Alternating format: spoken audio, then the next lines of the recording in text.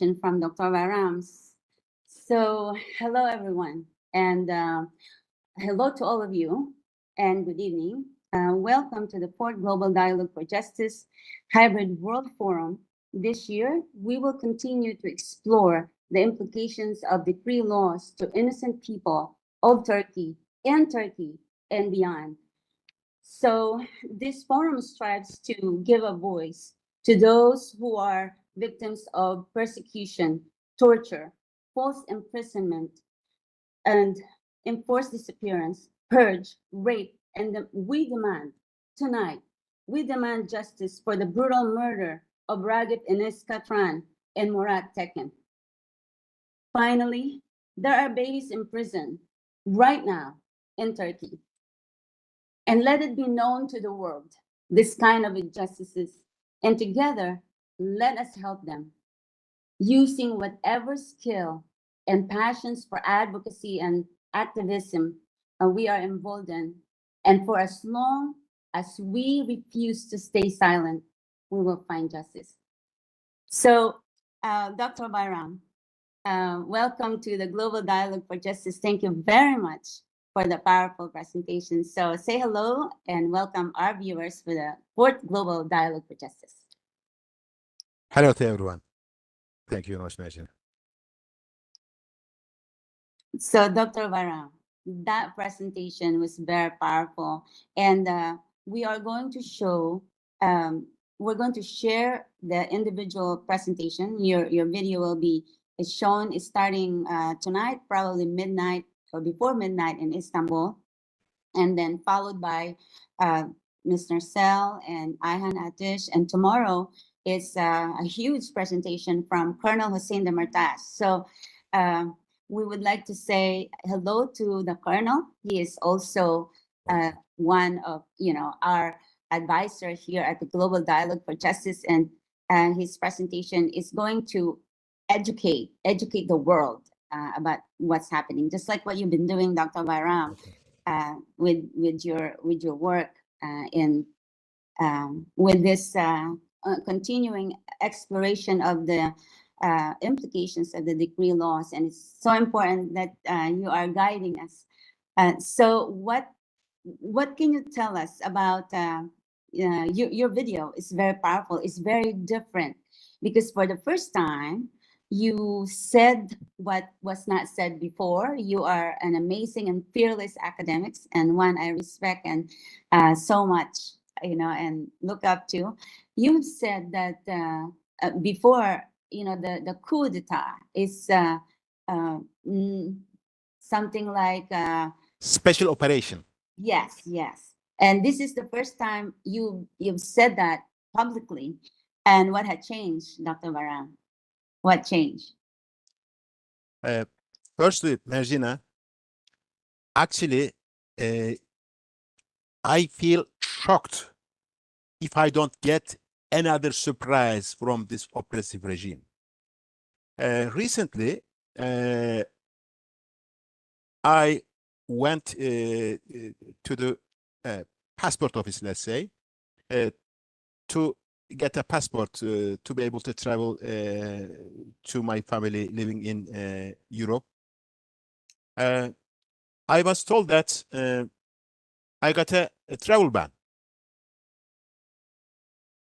I said, well, I was supposed to be terrorist. I was charged with terrorism, but the accusers couldn't prove that I was a terrorist. I'm an academic, by the way.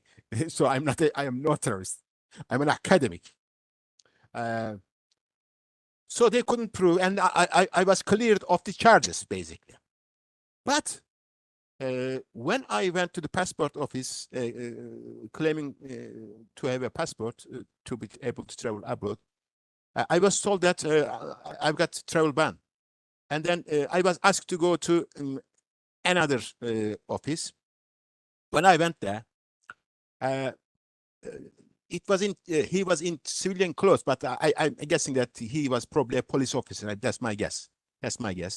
And then I asked the guy why I was banned from traveling abroad. I told the guy that I was, yes, charged with some terrorism charges. I know those were false charges, I know, but this oppressive regime uses those charges to restrict the movement of people, or oppress, somehow, or suppress um, uh, uh, people in opposition, basically. And then I was used to that anyway. So that since that special operation on since the special operation on the 15th of July, uh, I had some sort of travel restriction through the courts, since I was being court tried on those charges for nearly 6 years something. Since I was cleared of those charges, I expected that my travel bans will be removed immediately. The court removed that immediately anyway. The court stated that all restrictions on Bayram's travel, or any other rights uh, are removed, so that I could be, or should be, able to travel anywhere I wish to go. But uh, 6 months something ago, I got a letter from the governor of a city in Turkey, saying that I was banned traveling abroad. For what reason? How a government could actually ban me traveling abroad? There is no actually base for that. According to law, according to the constitution, only courts could stop somebody traveling from abroad. But that governor did it due to the some dodgy powers provided by this oppressive regime. Okay, then what happened? Constitution Court, somebody took that ruling to the Constitution Court, and Constitution Court ordered that governors do not have any powers to restrict people traveling. And knowing that, I asked the guy in that passport office, in the second passport office I went. I said, sir, the court cleared me the charges, and Constitutional Court declared that travel bans put by city governors is illegal. So who put travel ban on my passport? The guy said, "Let me find out." And then he, pressed a few keys and this and that. He said that Interior Minister's Population and Citizenship General Directorate, let's say Citizenship General Directorate, put the restriction on my passport. I said, I'm a citizen. I'm not foreigner. And I didn't commit any crime against those population ministry, all those things, so this and that. How come those people put restriction on my passport? The guy said that, yes, they are doing it in a sense to, how should I say, in a sense to void constitutional court's decision that governors cannot put travel restriction on people.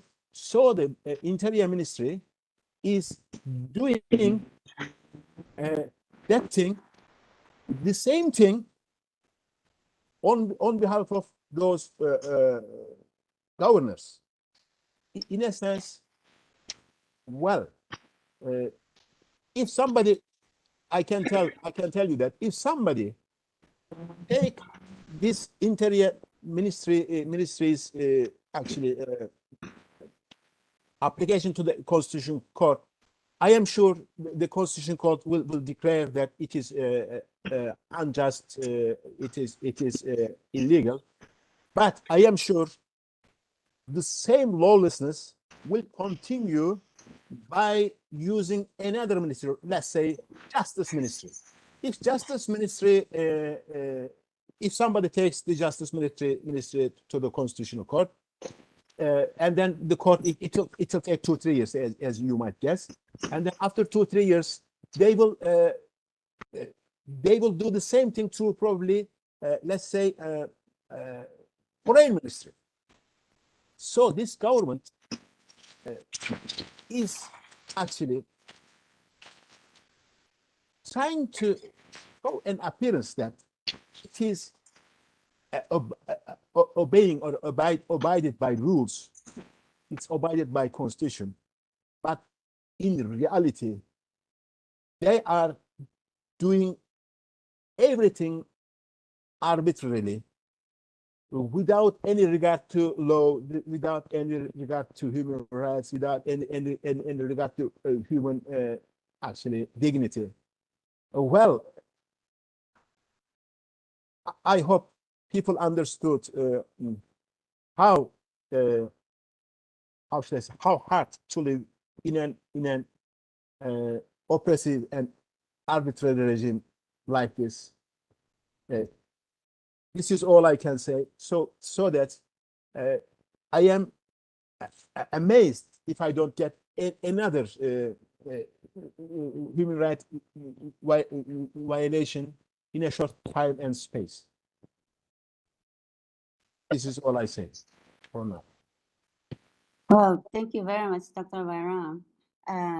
You are right. That is one of the major part of the implications of the decree laws that we are talking about, and is that part of also the documents that you've been documenting all these violations, and you have plans to put a report and to send a report in the very near future. Is that correct? True, yes. True. Yeah. Yes. And so when that happens, we are going to show our support. We will go with you, we'll march with you, and we'll show the support. Because Dr. Bayram, you were in my home state in Florida before. You visited Florida, University of Jacksonville. Jacksonville, yes.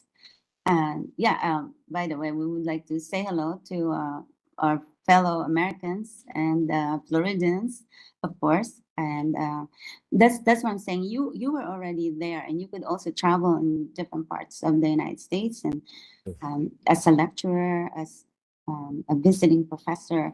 But these decree laws is preventing you from doing that, and also from getting your job back in the academics. And I've seen your lecture before. You are fearless.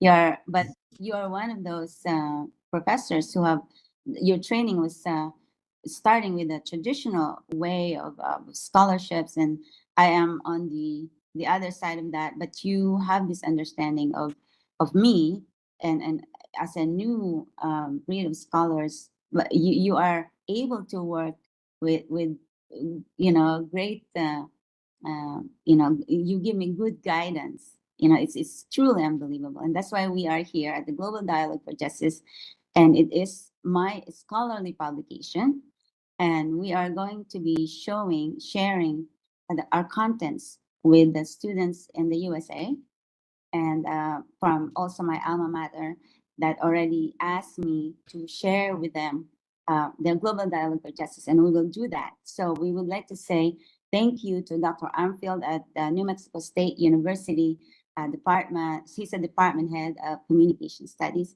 And so thank you to my Go Aggies. So tomorrow, Dr. Bayram, we are going to open, before we give the Colonel's presentation, Colonel Saint Demartage, is got a major presentation tomorrow.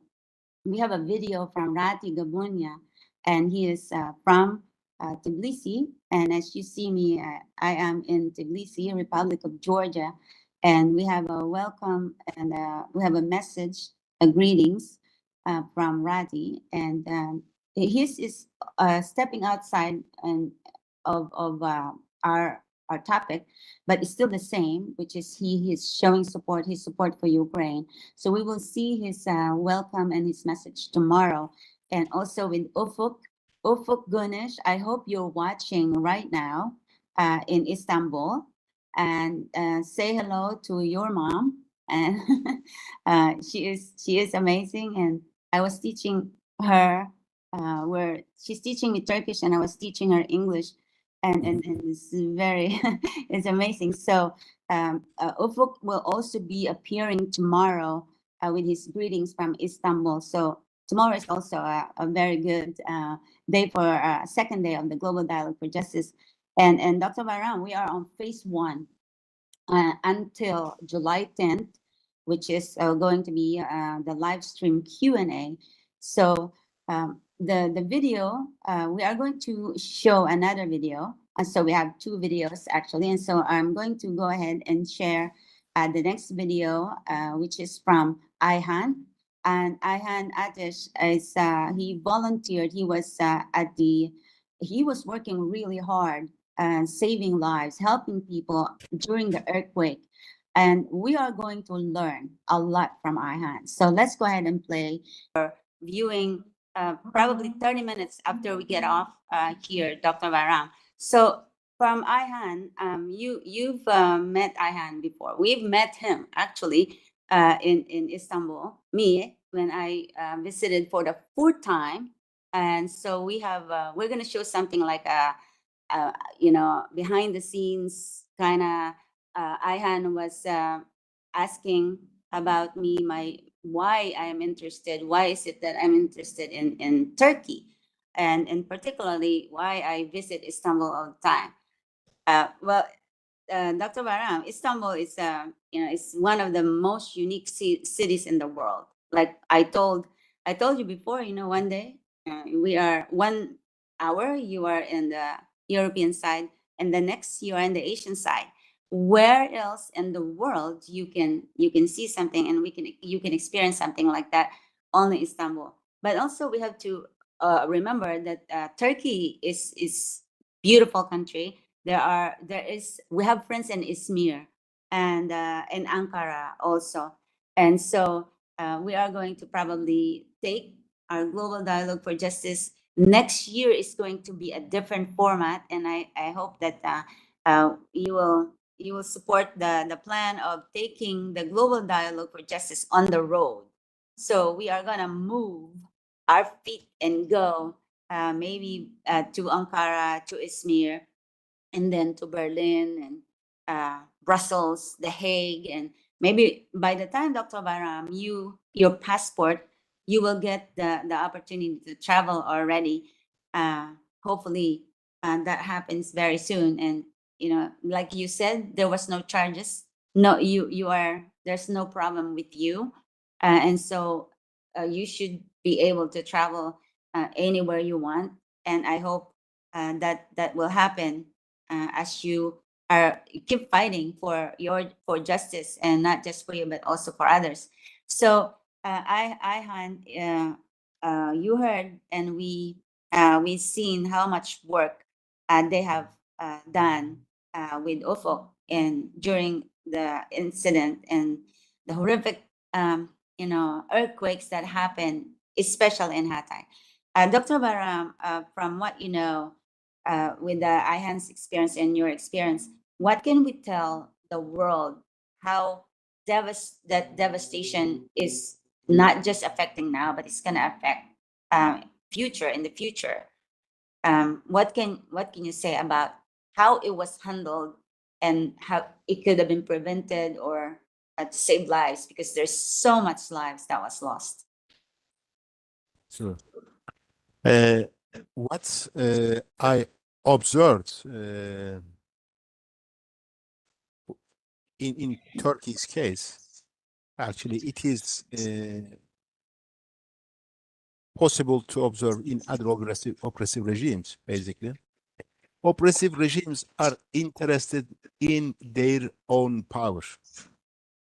They don't care about people. They don't care about environment. They don't care about animals. They don't care about anything else but keeping their power, basically.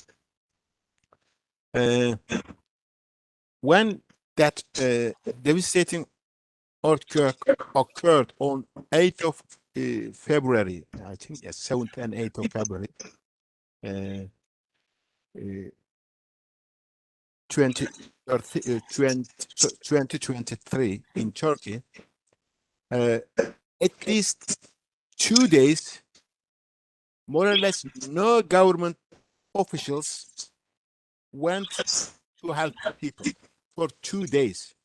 Think about it. And then many people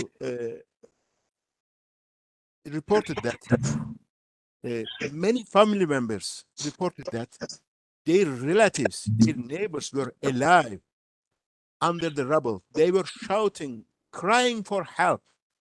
If, if somebody with right tools, like, cranes, these things, I mean, you couldn't lift those heavy rubbles with human power, so that if there were heavy machinery, some sort of heavy cranes, some sort of, maybe some other tools that would either remove those rubbles or dig a hole in them.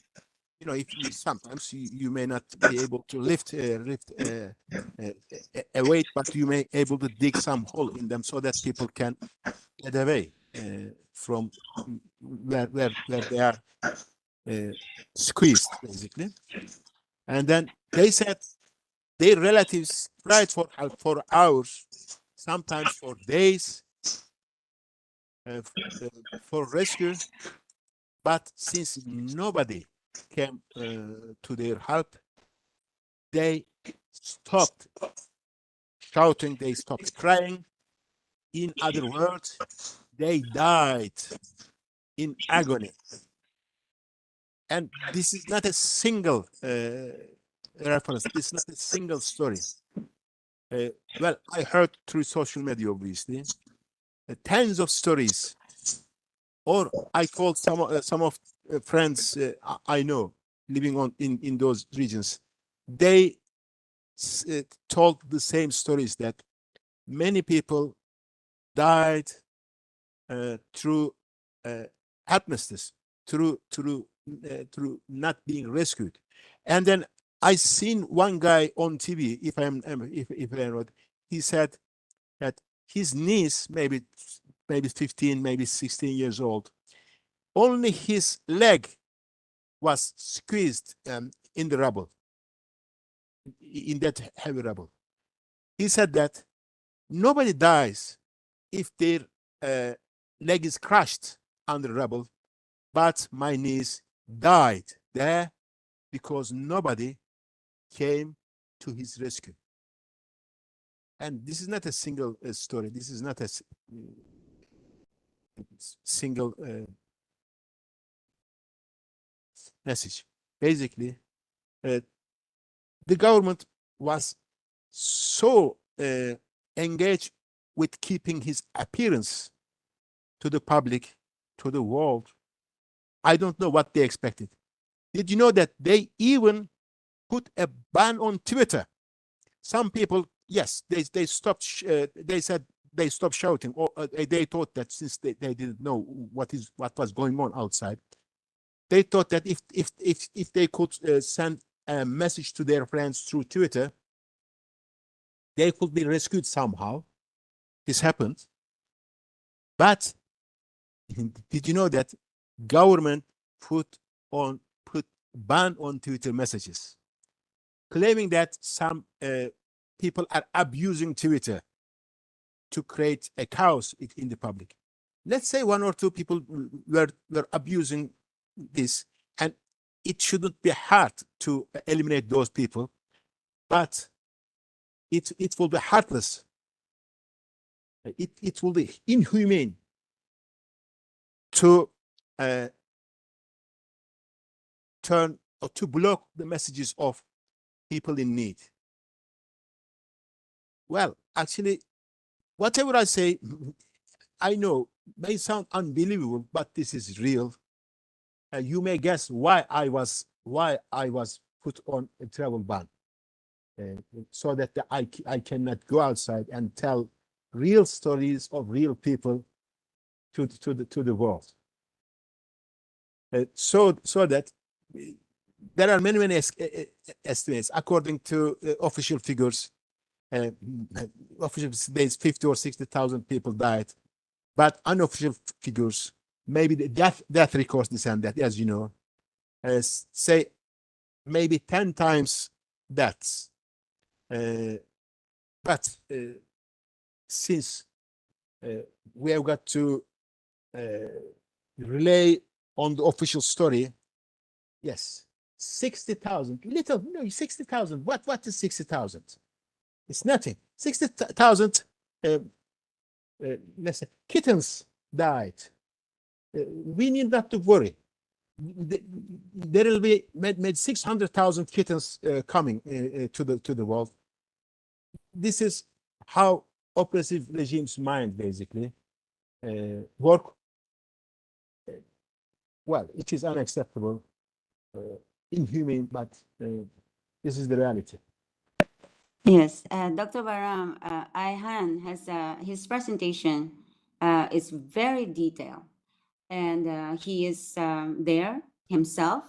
He was doing rescue. He's doing sending supplies, and so his detailed presentation. We're going to, I really want people to see this. So like I said, it is going to be shown right after we are finished here. And his video has a Turkish and English translation. So for our viewers who want to watch it, they in two languages and different languages, they can switch or they can choose. And in your presentation is also with a Turkish subtitles. And so, and Ms.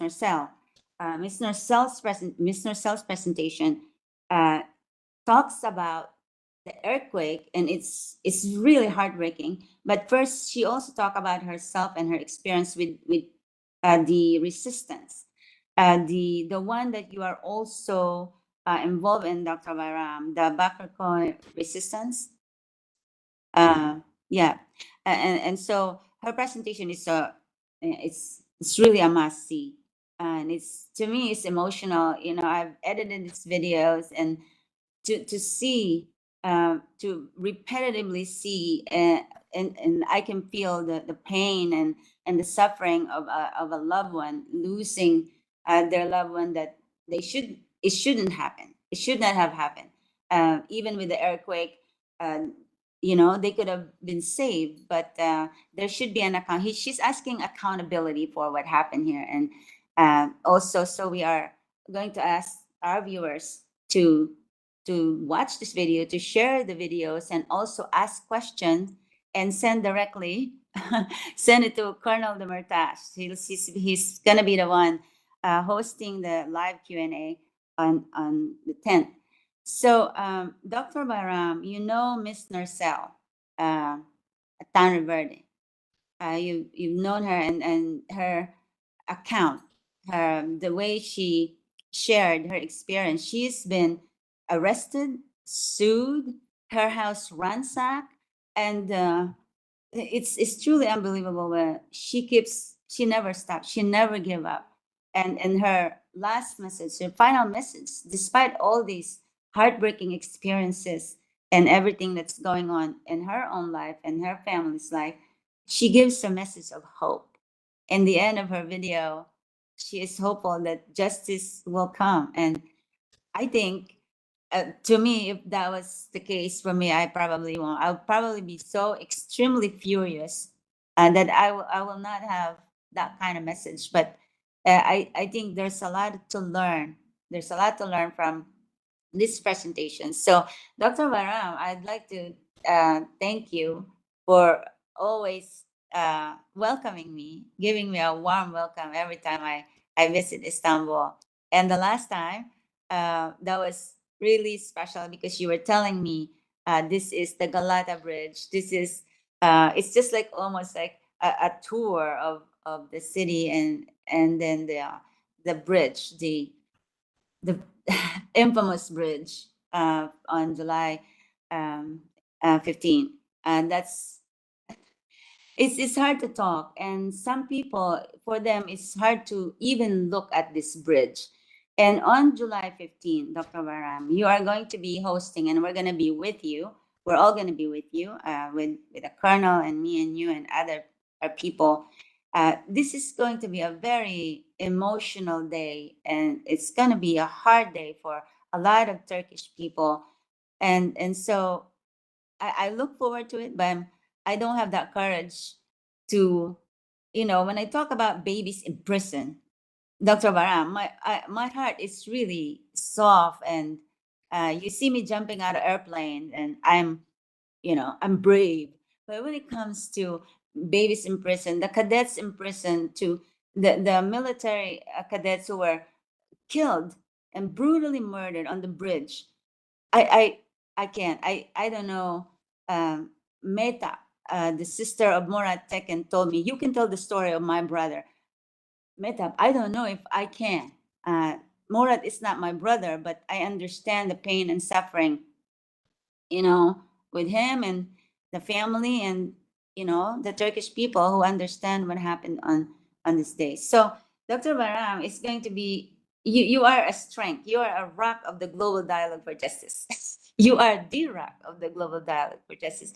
So, what do we expect on July 15th? You think in Turkey, within the people, among those who are victims of the decree laws, what is going to be the climate, and how do you feel, on this very important day? Well, Mergina, I don't think there will be any, how should I say, significant differences on the 15th of July 2023,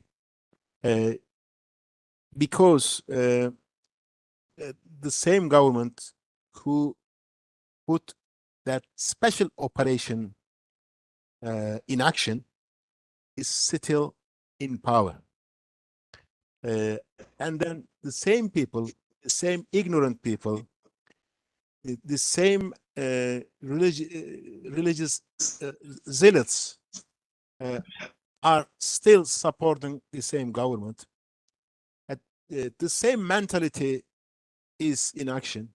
Well, I'd like to tell something about this political Islamist mind. That mind still live in dark ages.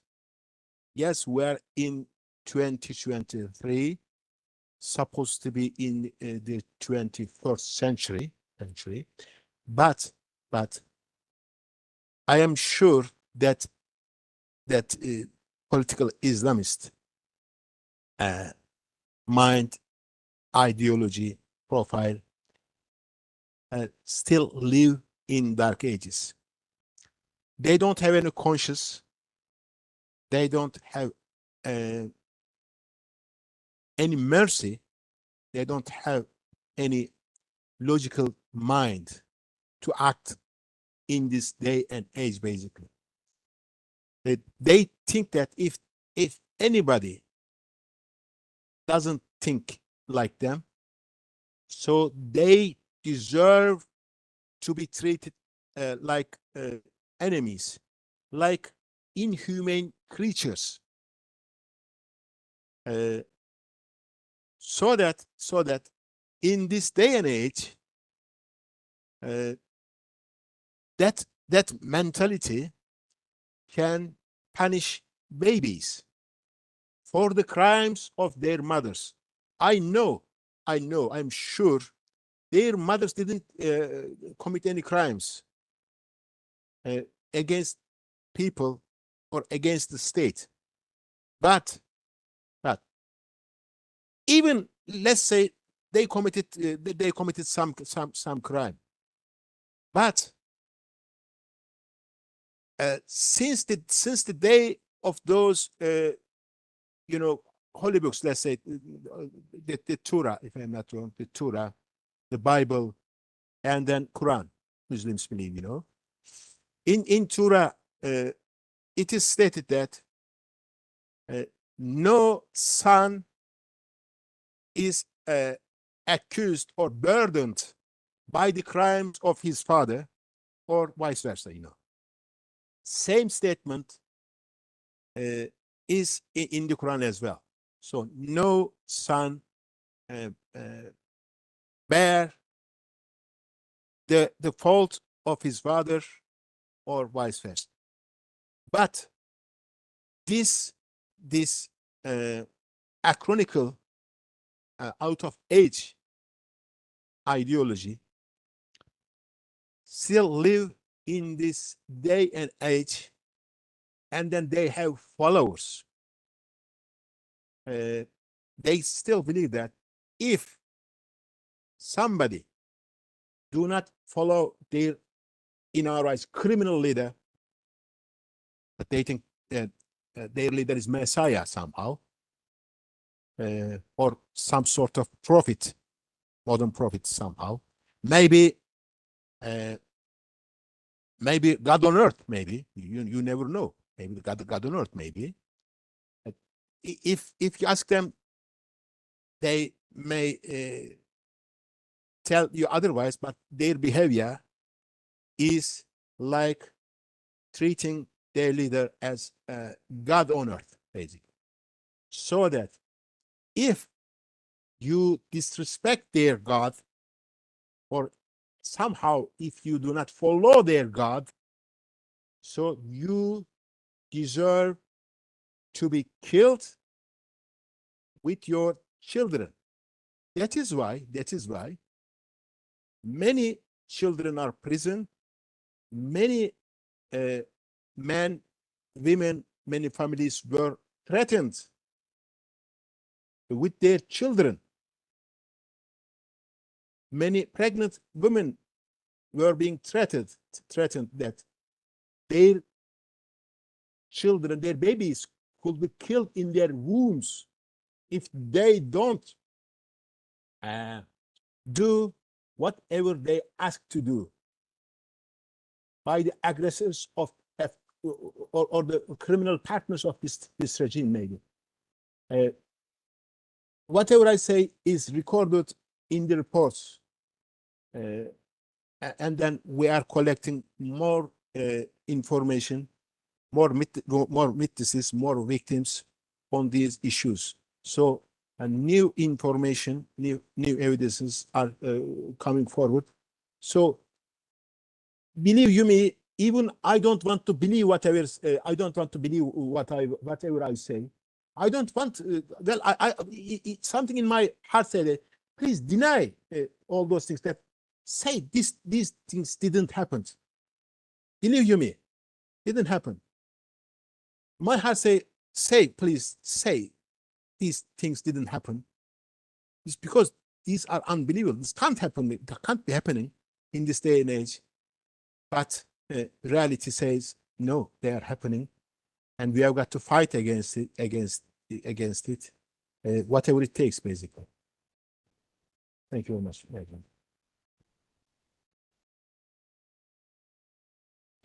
I cannot hear you, Merj. Your voice is not coming. Oh, sorry. So, Dr. Bayram, with your experience and the documentation that you're doing, the work that you're doing, plus what the Colonel is doing, is very, very important for education, because this is something that can be shared not just with the young generation in Turkey, but also the young people in my country, the USA, and in Europe, because they are going to be the policymakers in the future, and so that things like this are not going to happen. This injustice, the crimes against humanity, it can't go on, and the suffering of people is prolonged in those until the next generation and next generation, they're affected by these decree laws and the crime against humanity. That's pretty much is it's not being called out. I mean, there's no punishment from outside, from the Western countries, from my countries. It's just like the government of Turkey can go on its torture and all the brutality that's going on toward so many thousands and thousands of people, and nothing, no one.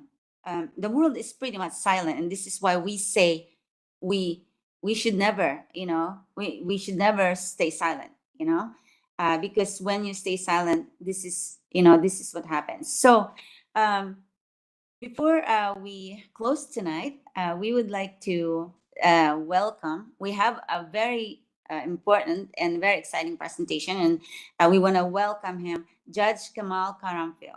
So he, after the Colonel's presentation tomorrow, the next day, or the day after, before the 10th, we are going to be showing a video from the judge, and I don't know the judge, but I'm seeing his work and his comments, and we're going to watch his video. And I'm pretty sure, Dr. Baram, there's a lot of education as well that's we're gonna hear and we're gonna see from him. So thank you very much, Judge, and welcome to the Global Dialogue for Justice and the 4th year of this Hybrid World Forum. So, Dr. Baram, we are going to say goodbye to our viewers, and we would like to thank those who are supporting the Global Dialogue for Justice. And we are now on the 4th year, and we're going to continue it. So, Dr. Baram, please give us your message and greetings, a message to your Turkish people and also the world. Well, all I'm going to say that do not believe manipulations, black propaganda, or white propaganda of oppressive regimes. They all rely on their lies. Whatever they say is lies, lies, more lies. Please support the oppressed other people so that the same oppressions do not come to you.